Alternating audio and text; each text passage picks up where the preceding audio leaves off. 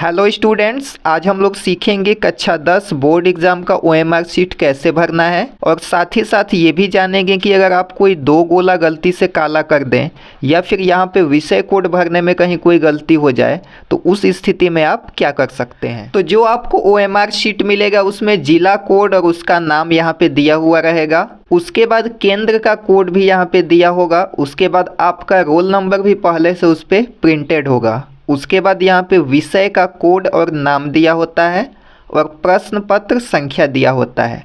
तो इसमें आपको कुछ भी नहीं करना है। इसके बाद यहाँ पे लिखा है प्रश्न पत्र मार्का सीरीज, उसका पहला अक्षर यहाँ और दूसरा अक्षर यहाँ लिखना है। जैसे कि मान लीजिए कि एग्जाम्पल के लिए ये आपके पास पेपर आया हुआ है तो यहाँ पे लिखा है 822 BA।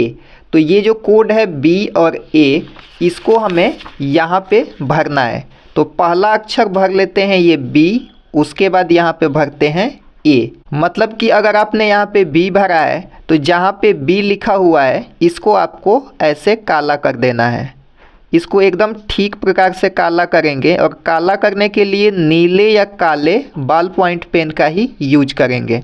पेंसिल का प्रयोग बिल्कुल भी नहीं करना है। इसके बाद यहाँ पे A लिखा हुआ है तो इसको यहाँ A पे हमें काला कर देना है।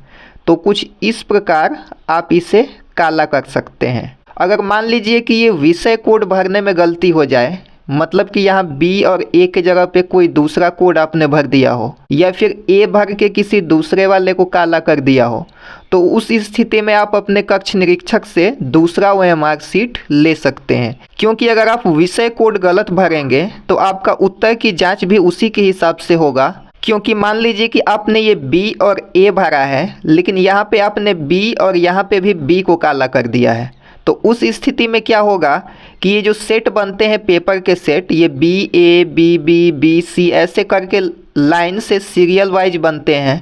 और अगर आपने दोनों B भर दिया तो आपका सेट B और B वाले के अनुसार चेक होगा और उस स्थिति में आपका पूरा आंसर गलत हो जाएगा। या फिर अगर एक दो लक से सही हो जाता है तो वही आपको नंबर मिलेगा। तो सबसे पहले जैसे ही आपको पेपर मिलता है सबसे पहले सावधानी पूर्वक ये दोनों अक्षरों को भरना है और यहाँ पे गोले को काला करना है। अगर यहाँ पे मान लीजिए कोई दो गोला काला हो जाता है गलती से, तो उस स्थिति में आप क्या करेंगे कि अपने कक्ष निरीक्षक से दूसरा ओएमआर शीट ले लेंगे। और जब आप दूसरा ओएमआर शीट लेंगे तो उसमें ये जो जिला का कोड है, केंद्र का कोड है, अनुक्रमांक, विषय का कोड और प्रश्न पत्र संख्या, ये सभी ब्लैंक आपको मिलेगा। तो उस स्थिति में जब आप दूसरा ओएमआर शीट लेंगे तो ये सभी चीजें आपको स्वयं ही अंकित करना होगा। इसको भरने के बाद इसके नीचे अगर आप जाएंगे तो यहाँ पे पार्ट B दिया हुआ है। तो यहाँ पे भी आपका जिला का कोड, केंद्र कोड, अनुक्रमांक, विषय का कोड और प्रश्न पत्र संख्या दिया हुआ है। और यहाँ पे भी प्रश्न पत्र मार्का सीरीज जो आपने ऊपर B और A लिखा है, यहाँ पे भी आपको B और A लिखना है। सबसे पहले ये विषय कोड एकदम सावधानी पूर्वक भर लेना है। और इसके बाद क्या करना है कि यहाँ पे आपका दिया हुआ है परीक्षार्थी के हस्ताक्षर, तो यहाँ पे आप अपना हस्ताक्षर करेंगे। कई बार बच्चे क्या करते हैं कि कक्ष निरीक्षक के हस्ताक्षर वाले में यहाँ पे अपना हस्ताक्षर कर देते हैं, तो ऐसा आपको बिल्कुल भी नहीं करना है। यहाँ परीक्षार्थी के हस्ताक्षर के स्थान पे अपना यहाँ पे साइन करना है। इसके बाद कक्ष निरीक्षक जो होगा आपके क्लास में वो अपना यहाँ पे साइन करेगा। उसके बाद यहाँ पे केंद्र व्यवस्थापक की मोहर लगाई जाएगी। इसके बाद आप यहाँ पे भी नीचे परीक्षार्थी का हस्ताक्षर है तो यहाँ पे आप अपना हस्ताक्षर करेंगे और यहाँ पे भी आपका कक्ष निरीक्षक हस्ताक्षर करेगा।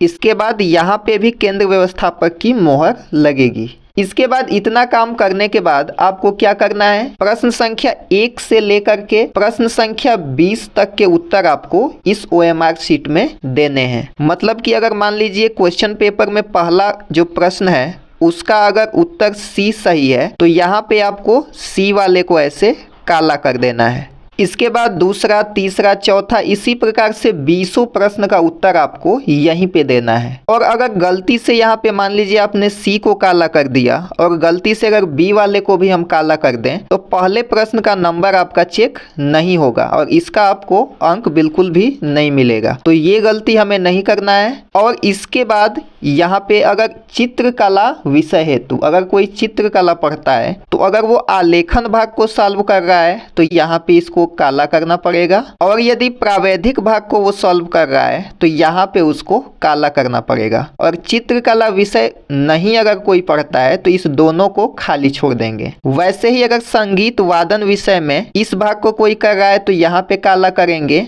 और दूसरे वाले भाग में यहाँ पे काला करेंगे। और अगर आप दोनों में से कोई सब्जेक्ट नहीं पढ़ते हैं तो इस दोनों को आप खाली छोड़ देंगे। ये केवल आप चित्रकला विषय का जब पेपर दे रहे हो उस समय ही आपको काला करना है, और अगर संगीत वादन विषय का पेपर दे रहे हैं तो यहाँ पे आपको काला करना है। इसके बाद आपको क्या करना है कि यहाँ पे लिखा हुआ है प्रश्न संख्या और उत्तर।